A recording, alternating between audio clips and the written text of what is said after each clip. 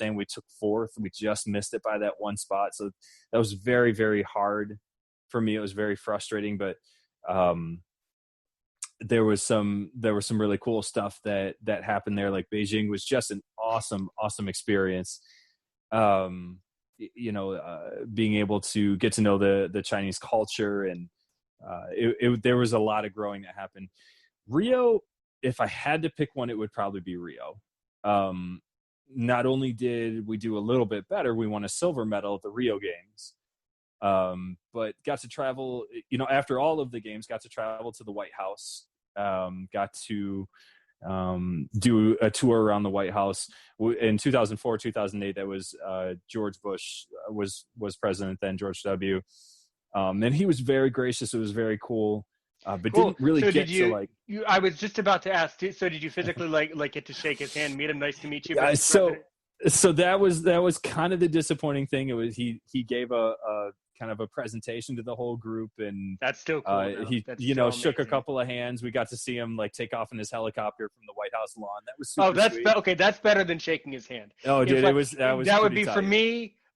And I don't want to say I'm a germaphobe, but I would just rather watch a president take off in Marine. That would be way, way more patriotic to see the helicopter fly away. Yeah. It was very cool. 2016, Barack Obama, Michelle Obama, they were a bit more interactive with the athletes. That was very, very cool. Not only did we win a silver medal, but as we were going through, they were receptive to every athlete. I got to shake Barack Obama's hand. There we go. Okay, so you did. There you go. Very cool. Yes, it was very cool. It was a very neat experience too, because he has that nice smooth baritone voice. So in this picture in my head of him, he was a little heavier set, but he was very fine boned man. I shook his hand, and was, very, very lean guy. So that was kind of funny. Like, I know a little bit more about the president because I got to shake his hand. Got a hug from Michelle Obama. That's cool to think about that. Wow. That's interesting. And that's why, so that's another thing about social skills and socialization. That's why handshakes are important, because it does send, it is communication.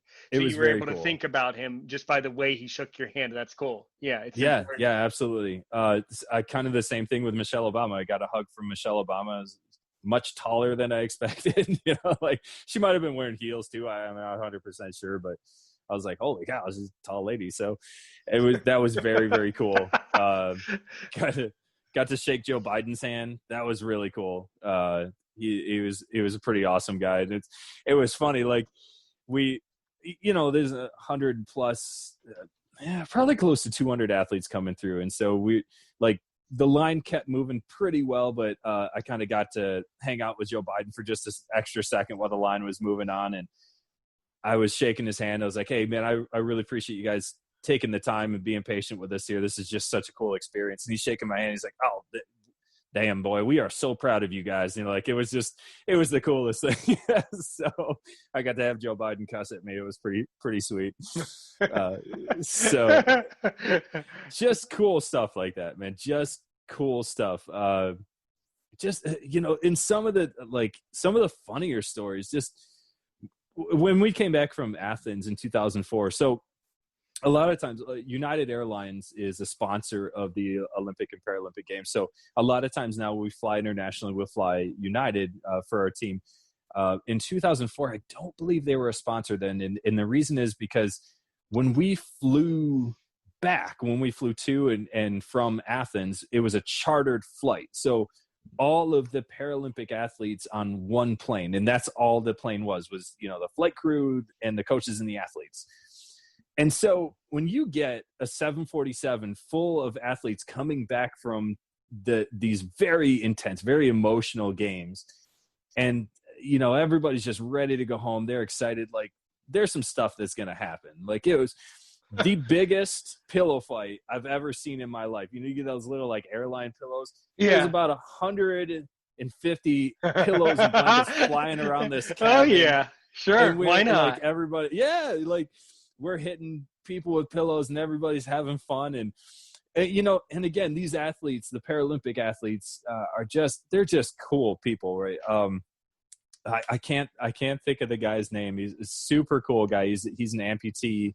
I want to say he's one of the wheelchair basketball players, but like he pulled himself up and stowed himself in the overhead compartment, right? Like just like some stuff like that. Some kind of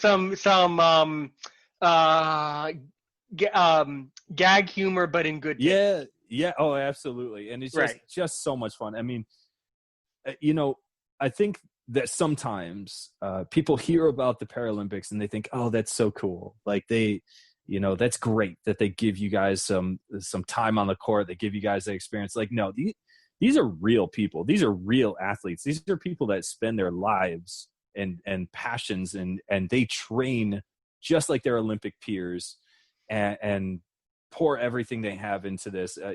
Just because they're missing a leg or they're visually impaired hasn't stopped them from being the athlete that they want to be. Now, do they have to adapt the sport a little bit to make it right? Then yeah, that's okay. It's wheelchair basketball instead of regular basketball because for obvious reasons, right?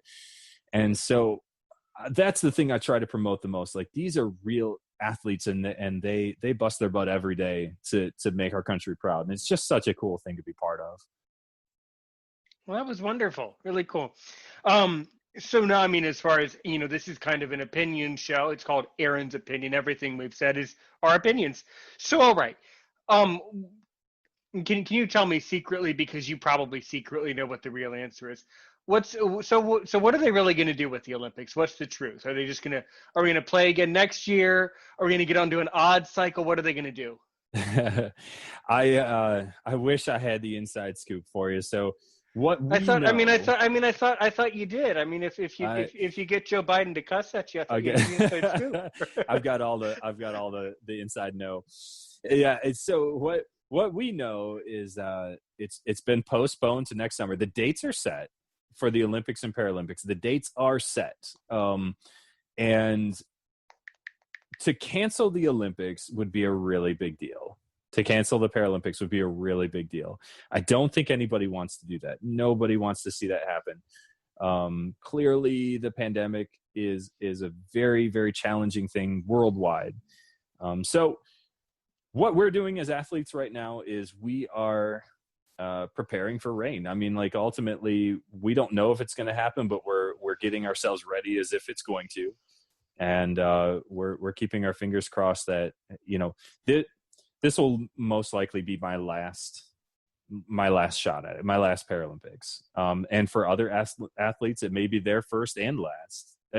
It's a really big deal. And postponing the games in and of itself, right, really hurt a lot of people. Sure. Well, it did, but I think, from a public health standpoint, I am not an expert, but I also think in my heart, well, what else can we do? We can't. It was the right call, yeah.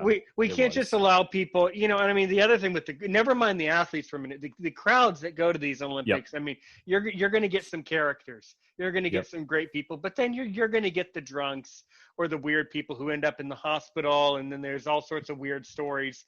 I'm sure. I mean, I don't know them. I'm sure that type of thing happens. So sure. You gotta kind of factor that in. But yep. So I guess, would they do this Olympics in Tokyo? I guess when they redo? Yes, it will. Yep, it will still be in. I mean, all of the facilities are built. Everything is ready to go in Tokyo. So yeah, it would still be in Tokyo. In fact, they will still, as far as I know from what I've been told, they will still refer to it as the Tokyo 2020 Games, even though it's been postponed to the summer of 2021. So, all right, well, we can just that day we'll just reset. We can just put our phones on 2020. Right. I guess dial it back. Right.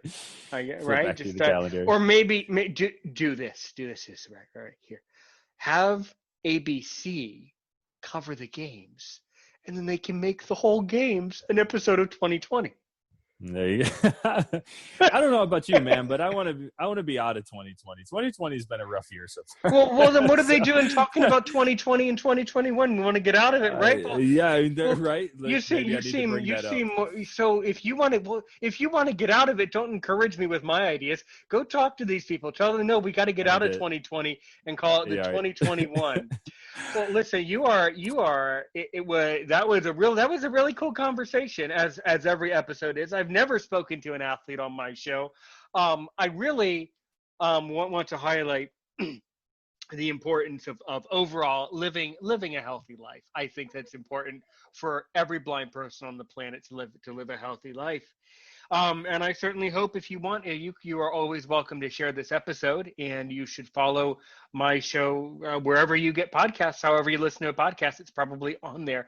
If you need more info, just let me know. But in our remaining about 4.5 minutes, how about a closing argument from you, closing statement for some inspiration? I can do that. So what it really boils down to, guys, your opportunities for being an elite athlete or just generally exercising, they're going to vary, okay, depending on who you are, where you live, what your surroundings are, what your family's like. The opportunities are going to be different for everybody.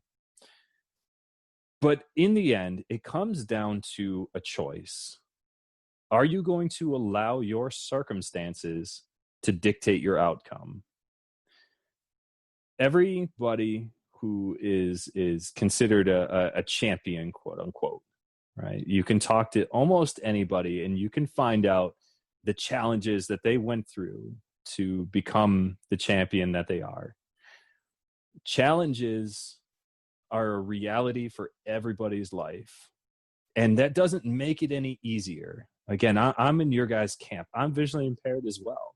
It doesn't make it any easier. I'm not saying the road's going to be easy, but I'm saying it's doable, and the choice ultimately is yours. Now, my company, Revision Training LLC, we are working to make it more accessible. And by the way, link in the description for more information, by the way. Please do. And I'm going to add one more in there if you don't mind, Aaron. There's one more. So not only do I have a YouTube channel where I'm putting all of these videos up to teach you, body weight movements and exercises, and not only am I working on a project, an app, a software that you can sign up for, very, very cost-effective way to learn about exercise. I'm putting all this together for you, but I have a Facebook group as well, Revision Training with Tyler Merren, Fitness VIPs. That's cool. I'd be happy to join. I'd be happy to join that. Please. I would be. Yeah. If you could message me that link after this, I will do that. Or whenever you like, I'd be more than happy to. I will tell you, I am simply myself. I'm a podcaster, right? So obviously, sure. I'm too sedentary myself. 2 links in the description, but I think I can break a sweat and put your YouTube and put that particular video in there. I really learned a lot, and I really liked the way that you went through and really described it for blind people. I think a lot of my audience would really, really, really appreciate that. And that's the goal. And that's truly the goal, is to make all of these things accessible for people. Exactly. How we have about 1.5 minutes. What was the most you've been to a lot of countries, the most unexpected country that you never thought you would go to?